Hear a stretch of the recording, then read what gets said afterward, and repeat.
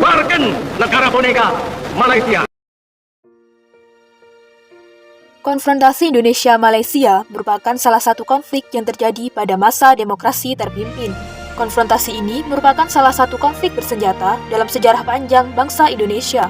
Dari keinginan Inggris untuk menetapkan masa depan wilayahnya di Kalimantan, Sarawak, Sabah, dan Brunei dengan menggabungkannya menjadi Federasi Malaysia, sebuah pertentangan timbul dari bangsa Indonesia. Setujuan yang diberikan Perdana Menteri Malaysia, Tengku Abdul Rahman pada 27 Mei 1961 memantik amarah Presiden Soekarno. Akan menyerbu wilayah Kalimantan Utara. Banyak pimpinan Indonesia beranggapan bahwa negara Malaysia merupakan negara neokolonial karena masih ada pangkalan Inggris di sana. Rencana pembentukan Federasi Malaysia ini mendapat perhatian dari Filipina, yang kemudian mengajak berunding Indonesia dan Malaysia. Pada 9-17 April 1963, konferensi Wakil-Wakil Menteri Luar Negeri antara tiga negara diadakan di Manila, Filipina, dengan tujuan membicarakan masalah rencana pembentukan Federasi Malaysia serta gagasan pembentukan suatu konfederasi longgar tiga negara. Pertemuan ini juga menyepakati kerjasama Mapilindo, yaitu kerjasama antara Malaysia, Filipina, dan Indonesia. Pada 31 Juli sampai 5 Agustus 1963, diadakan konferensi Mapilindo yang menghasilkan 3 dokumen penting, yakni Deklarasi Manila, Persetujuan Manila, dan Komunike Bersama. 3 dokumen itu memiliki inti Indonesia dan Filipina menyambut baik pembentukan Federasi Malaysia jika rakyat Kalimantan Utara menyetujuinya.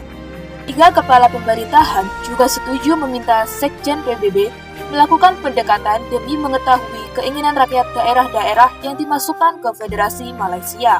Menindaklanjuti permohonan 3 pimpinan pemerintahan, Sekretaris Jenderal PBB membentuk tim penyelidik, pimpinan Lawrence Selmore, yang memulai tugas di Malaysia pada 14 September 1963. Namun, sebelum misi PBB menyelesaikan tugas dan melaporkan hasil kerjanya, tanggal 16 September 1963, Federasi Malaysia diproklamasikan. Pemerintah Republik Indonesia menganggap proklamasi tersebut sebagai pelecehan atas martabat PBB dan pelanggaran Komunike Bersama. Aksi demonstrasi menentang terjadi di Jakarta dan Kedutaan Republik Indonesia di Kuala Lumpur. Ujung pemutusan hubungan diplomatik dua negara pada 17 September 1963. Disusul pemutusan hubungan ekonomi dengan Malaya, Singapura, Sarawak, Sabah pada 21 September 1963. Akhir tahun 1963, Republik Indonesia menyatakan dukungan terhadap perjuangan rakyat Kalimantan Utara melawan neokolonialisme Inggris. Pada 25 September 1963, Presiden Soekarno mengumumkan Ganyang Malaysia. Tanggal 7-11 Januari 1964, Presiden Soekarno berkunjung ke Filipina, menghasilkan doktrin Soekarno-Martabagal berisi pemecahan masalah Asia harus dilakukan oleh bangsa Asia sendiri.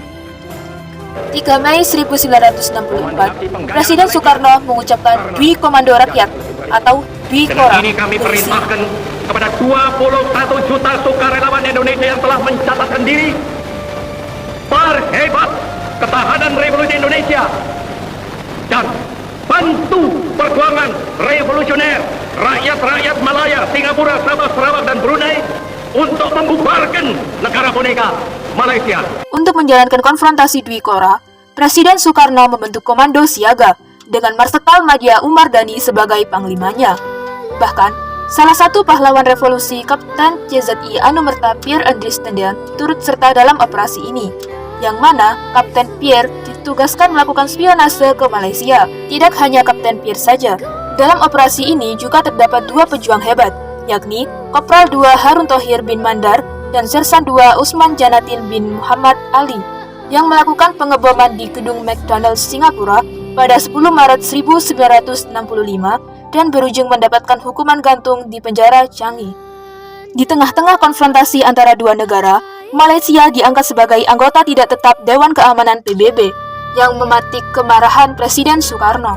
Pada tanggal 7 Januari 1965, Presiden Soekarno menegaskan Indonesia keluar dari PBB. Pada tanggal 28 September 1966, Indonesia kembali bergabung menjadi anggota PBB.